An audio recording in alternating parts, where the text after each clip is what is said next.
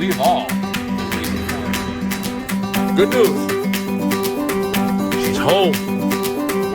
Making progress. Now, guys, what's going on? Welcome back to the channel.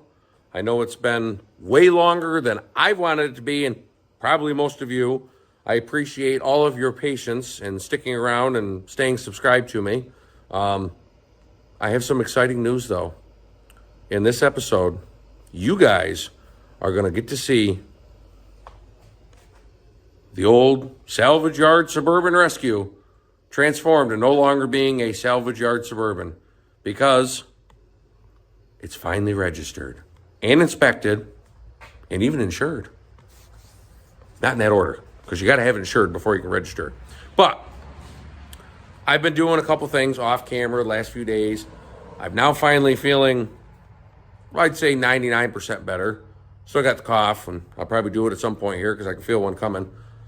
But I've done a couple things off camera to try and get the process going. I know I told you in the last video I posted, I needed new spark plugs for it, which I bought. They've been sitting over there. The wheel speed sensors, those are done. They're in. So the ABS light's all out after I broke the other one. And actually, that piece that broke off, I broke the other one, which I think I still maybe have them over here. No, I don't. I think I chucked them out. You don't need to see them. There's a little plastic part with an O-ring that goes down inside of the wheel bearing that measures the readings off the tone ring. Well, both of that plastic part where the O-ring is broke right off. So they're both junk. I need to replace them anyways.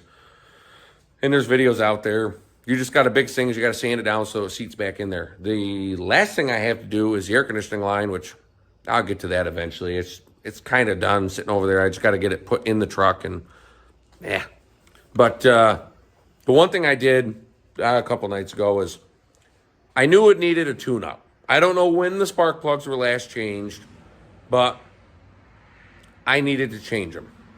So I went through the hassle, and there are videos out there of changing spark plugs in these motors. It doesn't matter. The Suburban, Tahoe, Yukon, Yukon XL, Silverado, Sierra, Avalanche, 5.3, 6.0, they're all the same. There really is no difference with them, because every one of them you will find, if you go to do it, the rear cylinder on the passenger side, right up by the firewall, you'll fight with that spark plug for a while because everything's in the way and it's almost impossible to get to it.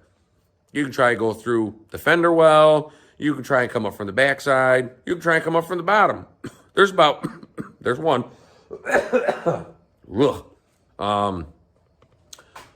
There's a bunch of different ways. I fought with it up top because I enjoyed, crushing my stomach into the top of the radiator the whole time. But as I finally got all the spark plugs out, every single one of them looked like so.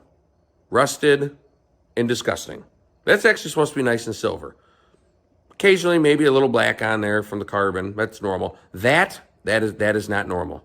That color is horrible, which means there was probably moisture in the engine at some point. And the other thing I kept getting was cylinder 5 misfire. Kept getting it. Even after I changed out the coil pack, I'd get it, cylinder 5 misfire. It either penned or it would be showing up. So when I went and changed all the spark plugs out, I noticed when I got to cylinder 5, which is the second to the right on the driver's side in the back.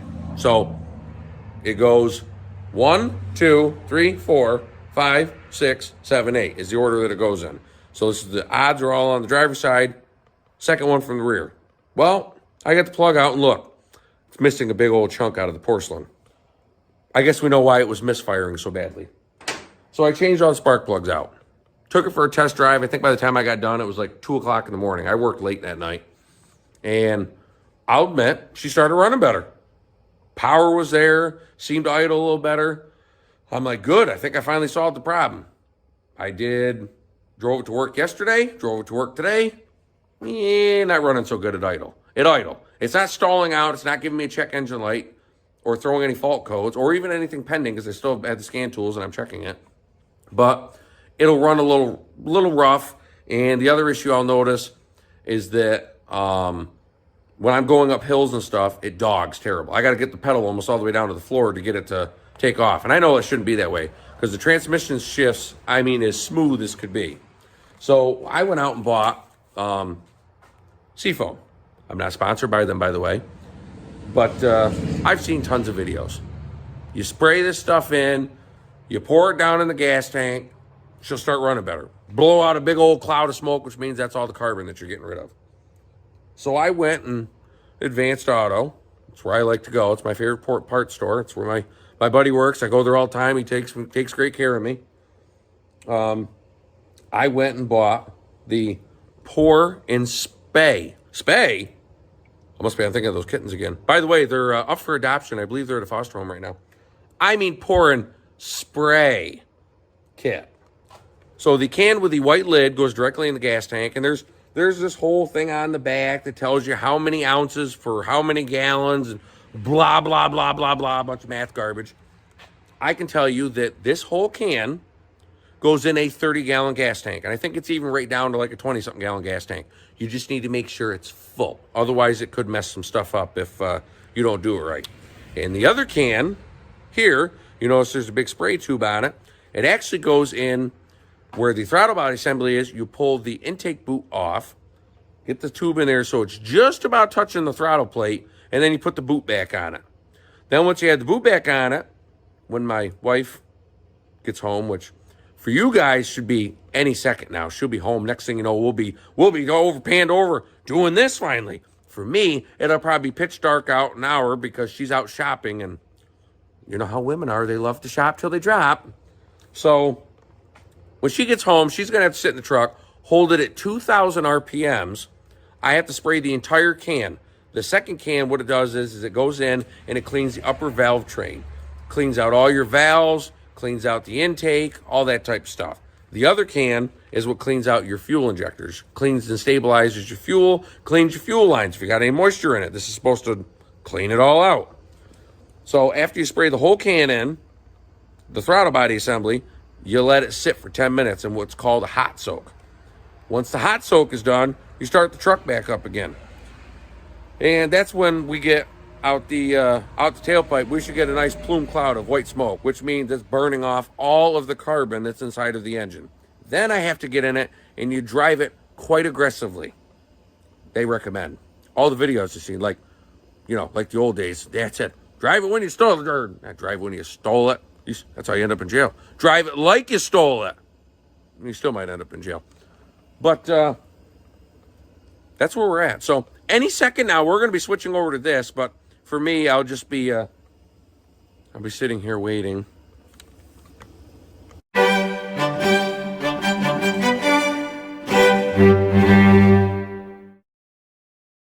Good news. She's home. We're making progress. Now, one part I forgot to mention, the truck has to be up to temperature, normal operating temperature. So right now it's running because it's been sitting in the driveway. When I went to the store, I took the big truck out because I do like driving that. But you might not be able to see, maybe you will, I don't know. Oh, there you go. I haven't started spraying it. This is just what's in the gas tank. The stuff that I poured in, because I already poured that in. So it's doing something. I'm gonna go get her because it's just about up to temp, and would you believe it, the check engine light came on. I'm sure it's because the tube's in the way. So this is how you have to have it set up. Here's the tube, and then it goes into the boot, into the throttle body, and then said can gets attached to said tube. Spray the whole thing in once it's at 2,000 RPMs. Let it soak for 10 minutes, and then we'll see what it does. Okay, so I'm going to put the can in. She's going to start revving it up, and I'm going to start spraying it.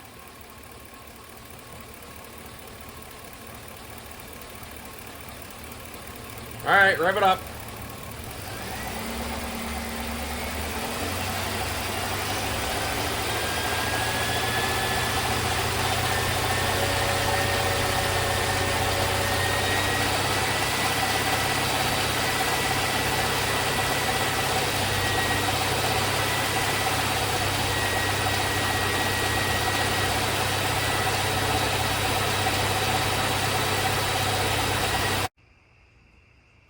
Okay, that's done. What they don't tell you is your finger's just about going to break off trying to hold that in there. You probably heard a little bit. I didn't keep a lot of it because the tube would pop off and I look like an idiot. So the valve train is very noisy on this. I've noticed it before and I couldn't figure out if it was exactly the valves rattling. Supposedly, fingers crossed, this will fix that, because it might be that the valves need a little bit of lubrication, which this does have a lubricating factor in it. And also, if there's carbon buildup in it, the valves won't seat all the way, so the slapping noise you're hearing is the valve's not properly seating back up in as the cylinder's coming up. So right now, the timer is going. Yes, I know my phone is sideways. That's because I was using my phone to film you guys, and now my wife is filming me using her phone, which, who knows, maybe this is a better phone because it's a newer phone, I think. Or an older one. I can't remember. We'll see what the quality's like when we're done. So now it's going to sit for 8 minutes and 7 seconds. Then we're going to fire it up and see what comes pouring out of it. Okay. The timer has gone off, which means it's go time. So I'm going to get in and start it up. I'm hoping that the valve train will quiet down a little bit now this is in there, and we should see some progress here. Stand by.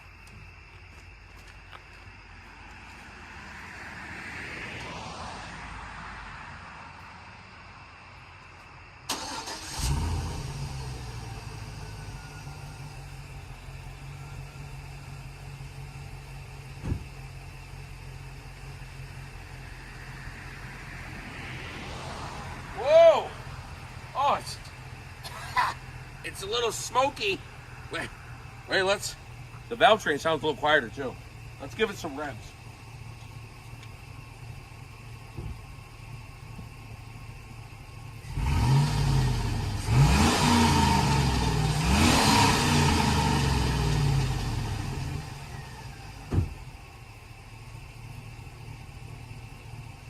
Was it smoky? She's giving me the nod of a smoky. I can't tell because it's nighttime now, but I can tell you the valve train sounds a little quieter. So we're going to redirect this around, and yeah, it's dark time, but you guys are going to see it head right down the road.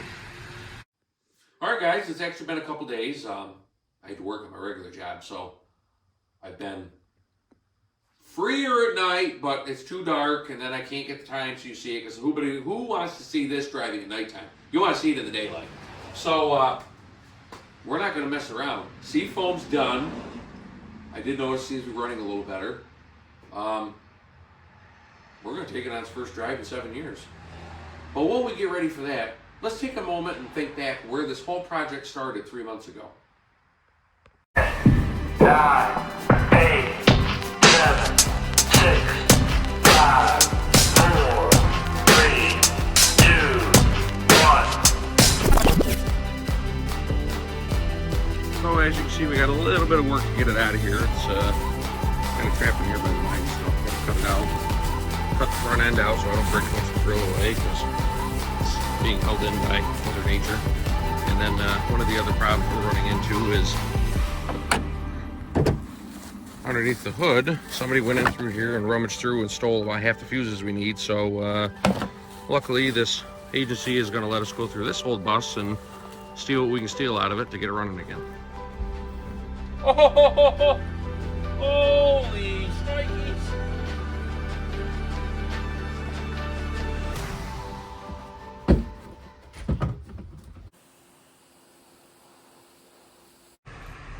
All right, guys, this is it. This is the moment we have all been waiting for. And as soon as the cars go away from driving around me, we're gonna go. So I hope you're ready. 7 years this thing sat. It's now going on its first official run. Nobody's coming. Here we go.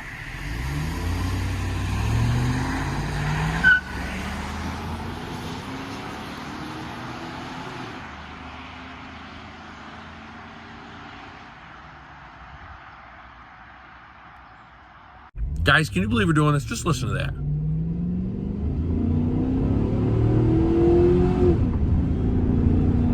I mean, she's running good. Smooth. There's no hesitation in her one bit. I'm pretty impressed with it for sitting as long as it did. It actually runs pretty good. I mean, smooth. It's not bumpy. The tires are a little square, which that doesn't surprise me. After all, it has been sitting on the concrete. Probably in the ground it wasn't so bad, but the concrete's not so forgiving, so a little flat spot on it. But that's getting a little better the more we go.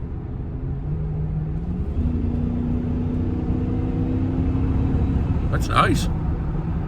I can say I'm actually happy with this. It doesn't surprise me. Like I said, these old LS-based 5.3s, they're pretty indestructible. You can't kill them. They're valve rattling a little bit, but that might quiet down once it gets more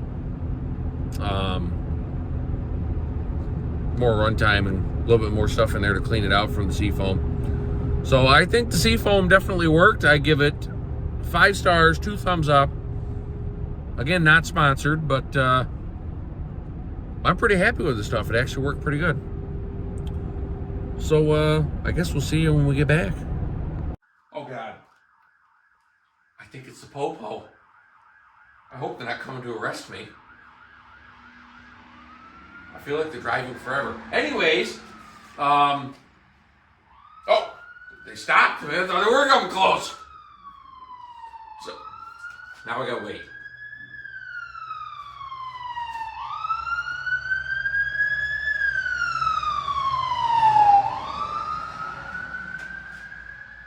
The old ambulance. Anyways, well, now that's out of the way. I thought they were coming to get me. This has been a wonderful 3 months. This is now part 8, the final part. And I know I've talked back and forth about keeping this, but I've decided that this would really make a great vehicle for somebody else. You guys have watched it from the beginning of what this looked like. I mean, you remember this side was all green, and the inside was pretty leafy. Not to mention the total of 10 mouse nests that I took out of it, because I can't remember if I've mentioned it or not. It's been so much going on for me to keep track of anything. I put all new door speakers in this recently, and the door speaker on the back passenger door, I found another mouse nest in there. I was wondering why I couldn't get rid of the smell, and that was why, because it was in the door panel. But like I said, I think it's time to sell this and maybe move on to the next project. I've got my eyes on a couple things. Might take a little while. It might be through winter, and we'll see, because Facebook Marketplace is my friend, and I have a tendency to find things relatively cheap on there that I can polish up and make look pretty good. So that's going to be upcoming future. I do know next episode we're actually going to be bringing the camper over, and I'm going to winterize that, and that needs a full washing because the outside of it's disgusting. The black walnut tree that it was sitting under left a wonderful right down the front of it. It was, yeah, a lot of fun to scrub that off on our last trip, and I didn't get all the way up the top because I didn't have enough time. Then in between that, I think after that's done, the big truck out there, well, let's just say Riley decided to have a little soda in the back seat, and it spilt. Because the Scotch Guard, it didn't get all the way down to the fabric. Instead, it hardened up like molasses, so I need to get that cleaned out. It really needs a good cleaning before winter gets here. Then, after that's done, my aunt's 2016 Jeep Renegade, similar to this situation, except she drives it every day, she had a mouse problem in it. And up in this part up here, we took the headliner down. The headliner's already gone. I thought I had some recording of it. I guess we didn't. The mouse nest that we took out of it, my uncle reached in there and pulled it loose. Every mouse nest that this had was stuffed up into there as one. It was the biggest mouse nest in one centralized location I think I've ever seen in my entire life. I was pretty impressed. Not to mention the fact she keeps driving it. And the comical part is that it has side curtain airbags in it. She kept getting an airbag light flickering here and there, and well, I'm sure that was because the mice had been chewing the wiring right there that I also have to redo. So that is coming up. That is, it's still, right now the car is in pieces because there's an issue. We can't get it to start. It's down at the dealership. They're trying to get it so it can get started again. It's like it's totally dead, but it's not dead. So I'm really not sure what's going on with that. So once that's done, it'll be here. That'll be a 2-part. I'm going to tear the whole rest of the inside of it out, right down to the floor pan, clean everything, put everything back together, and then the exterior of it's going to get detailed in part 2. So I've got some stuff coming up to kind of keep things going until winter, and then I don't know what's going to happen from there because this garage isn't heated, and well, it gets a little chilly, and who knows, maybe the next project for me will come rolling in, and maybe I can find a GMT 900, which is the year after, where the motor's blown, and we can go through do that. But I don't know, we'll see. I'm looking. I've got a couple things I've noticed that kind of piqued my interest. I might want to try and get my hands on and see if I can get and flip and sell, which this is kind of what this was. I got this thing pretty cheap, and I mean, if I went by the amount of hours I would charge somebody, what I would charge somebody an hour, the amount of hours I have into it, oh my God, I'd be losing my shirt off this deal. But it's just my time. I got lots of time, sometimes too much time, but that's okay. Keeps me out of the house and keeps me from annoying my wife, who's luckily filming this for me. So thank you for all the support through this series.